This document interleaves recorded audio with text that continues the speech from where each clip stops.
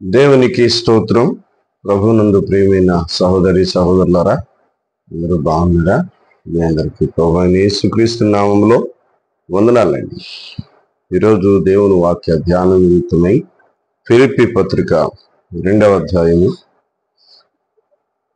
7వ వచనం నుండి చదువుకుందాం.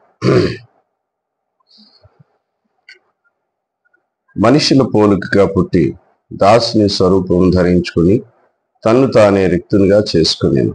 మరియు ఆయన ఆకారమందు మనుషుడిగా కనబడి మరణము పొందునంతగా, అనగా శిలువ మరణము పొందునంతగా విధేయత చూపిన వాడై తన్ను తాను తగ్గించుకునేను. ప్రభునందు ప్రియమైన సహోదరి సహోదరులారా, యేసుక్రీస్తు ప్రభువారిని గురించి వ్రాయబడినటువంటి లేఖనము, యేసు ప్రభువారు మానవుడా దేవుడా? ఆయన దేవుడే, సాక్షాత్తు దేవుడు. కనుక దేవుడైనటువంటి యేసుక్రీస్తు ప్రభువారు ఆయన మనిషిని పోలికగా పుట్టాడు. మనిషిని పోలికగా ఎందుకు పుట్టాడు అంటే, ఆయన మనుషులందరినీ రక్షించాలి కాబట్టి, మనుషులందరికీ తాను చెప్పాల్సినటువంటి తండ్రి యొక్క ఆలోచనలు, దేవుని యొక్క తలంపులు, మనుషుల పట్ల దేవునికి ఉన్నటువంటి ప్రణాళికలు తెలియచేయాలి కాబట్టి దేవుడే మానవుడిగా ఈ లోకానికి దిగి వచ్చారు. తర్వాత ఏమంటాడంటే, మరియు ఆయన ఆకారమందు మనుషుడిగా కనబడి మరణం పొందినంతగా, అనగా శిలువ మరణం పొందినంతగా విధేయత చూపిన వాడై తన్ను తాను తగ్గించుకొని, యేసుక్రీస్తు ప్రభువారు పరలోకాన్ని విడిచిపెట్టి ఈ లోకానికి వచ్చి మనుష్యునిగా కనబడ్డాడట. రెండవది, మరణము పొందినంతగా, అనగా శిలువ మరణం పొందినంతగా తనను తానే తగ్గించుకున్నాడు. ఈ లోకంలో ఏ మనుషుడైనా ఉన్నటువంటి పరిస్థితి నుండి మరి ఉన్నతమైనటువంటి స్థితిలోనికి వెళ్ళడానికే ప్రయత్నం చేస్తారు, కానీ ఎవరు తన స్థితిని తగ్గించుకొని కింది స్థాయికి దిగజారరు. కానీ యేసుక్రీస్తు ప్రభువారు ఎందుకు మనుషుడిగా తనను తాను దేవుడైండి మనుషుడిగా ఎందుకు తగ్గించుకున్నాడు అంటే, మనుషులందరికీ రక్షణ ఇవ్వడానికి ఆయన తగ్గించుకున్నాడు. ప్రతి రాజు, ప్రతి సామాన్యుడు, ప్రతి బలహీనుడు, లేక ప్రతి పేదవాడు ఎవరైనా కానీ తమ స్థితిని పెంచుకోవాలని ప్రయత్నం చేస్తారు. దేవుని వాక్యంలో ఇద్దరు వ్యక్తులను మీకు గుర్తు చేస్తాను. కనుక ఆ వ్యక్తులను గురించి 2వ దినవృత్తాంతాలు 7వ అధ్యాయం 14వ వచనం చదువుకున్న ముందు, ఇశ్రాయేలు గురించి దేవుడు మాట్లాడినటువంటి మాట, నా జనుడు తమ్మును తాము తగ్గించుకొని తన చెడు నడతలను విడిచి నన్ను అనుసరించినడల, నా వైపు తిరిగినడలా నేను వారిని బాగు చేస్తాను, వారి దేశమును బాగు చేస్తాను, వారి దేశమును స్వస్థపరుస్తాను ప్రభు చెప్పారు. కనుక తగ్గించుకోవాల్సింది ఎవరు అంటే, ఎవరు దీవించబడాలనుకుంటున్నారో, ఎవరు హెచ్చించబడాలనుకుంటున్నారో వారు తగ్గించుకుంటే ఆయన హెచ్చిస్తాడు, ఆయన బాగు చేస్తాడు. 12వ అధ్యాయంలో, అదే 2వ దినవృత్తాంతాలు 12వ అధ్యాయము 6వ వచనం కూడా చూద్దాం. 12వ అధ్యాయము 6వ వచనంలో కూడా ప్రభువారు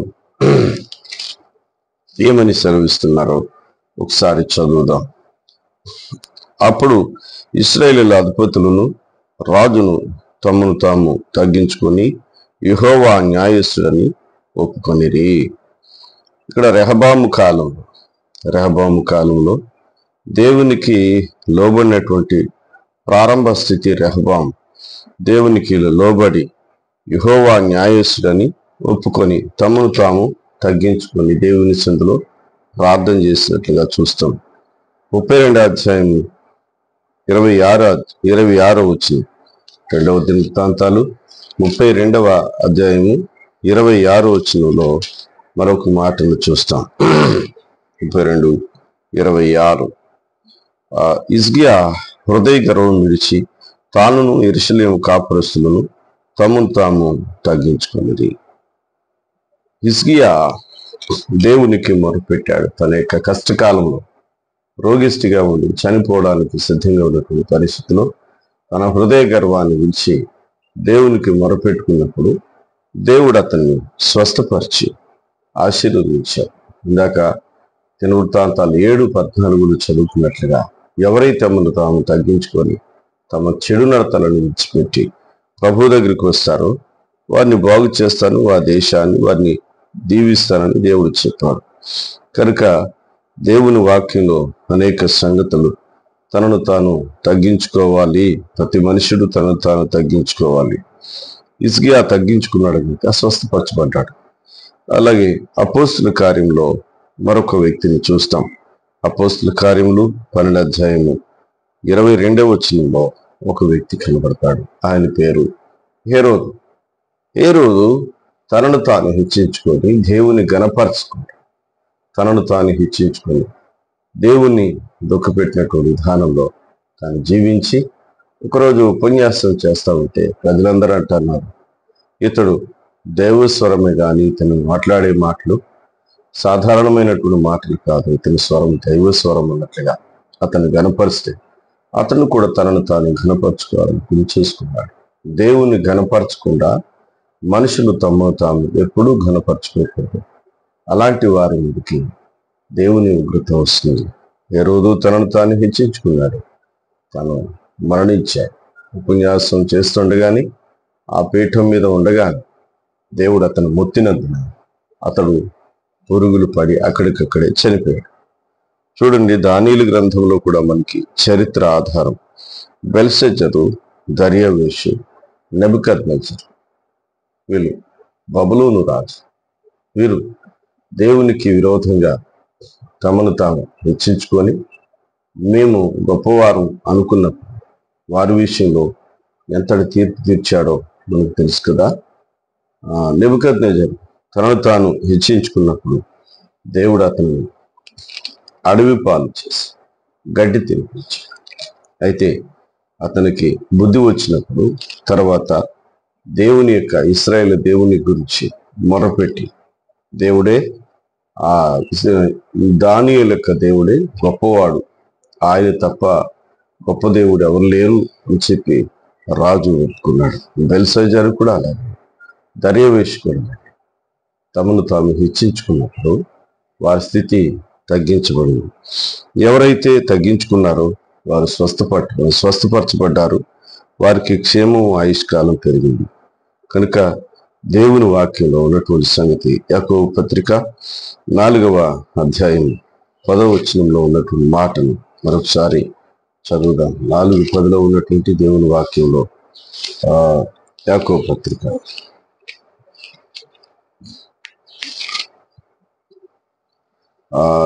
ప్రభువు దృష్టికి మిమ్మల్ని మీరు తగ్గించుకోండి, అప్పుడు ఆయన మిమ్మల్ని హెచ్చించు. దేవుని దృష్టికి మనల్ని మనం తగ్గించుకున్నప్పుడు దేవుడే హెచ్చిస్తాడు. పేతురు పత్రిక 5వ అధ్యాయం 1 పేతురు 5:6 వచనం అంటాడు, దేవుడు తగిన కాలమందు హెచ్చించినట్లు ఆయన బలిష్టమైన చేతి కింద దీన మనసుకులై ఉండి అని చెప్పారు. కనుక ప్రభు ఎదుట మనల్ని తగ్గించుకుంటే ప్రభు హెచ్చిస్తాడు. ప్రభు ఎదుట మనల్ని మనమే హెచ్చించుకుంటే దేవుడు హెచ్చించడానికి ఏం అవకాశం ఉంది? కనుక ఎక్కడ ఉన్నప్పటికీ, ఏ స్థితిలో ఉన్నప్పటికీ, మనం ఏ ఉద్యోగం చేస్తున్నప్పటికీ, మన స్థితి ఏదైనప్పటికీ ప్రభు ఎదుటికి వచ్చి మనల్ని మనం తగ్గించుకొని, ప్రభువా నన్ను క్షమించు, నా దోషాలు క్షమించు, నా బలహీనతలను క్షమించు, తెలిసి తెలియక చేస్తున్న అవిధేయతలను క్షమించు అని ప్రభు దగ్గర ప్రాధేయపడితే తప్పనిసరిగా మిమ్మల్ని దేవుడు దీవిస్తాడు. మిమ్మల్ని, మీ కుటుంబాలను నా ప్రభు దీవించి ఆశీర్వదించిన గాక. మీ కుటుంబాలకు, మీ పిల్లలకు ప్రభు తోడైన గాక. మీరు చేస్తున్నటువంటి పని పాటల్లో ప్రభు మిమ్మల్ని ఆశీర్వదించిన గాక. దినమంతయు ఆయన హస్తాల్లో మిమ్మల్ని భద్రపరిచి ప్రభు మిమ్మల్ని కాపాడును గాక. చిన్న ప్రార్థన. పరిశుద్ధుడైన తండ్రి, కృపగలిగిన యేసయ్య, మీ ఉన్నతమైన శ్రేష్టమైన నామం బట్టి వందనాలు, స్తోత్రాలు చెల్లిస్తున్నాం దేవా. మరి ఉదయకాలంలో నీ పాదాల దగ్గరికి వస్తున్నాం.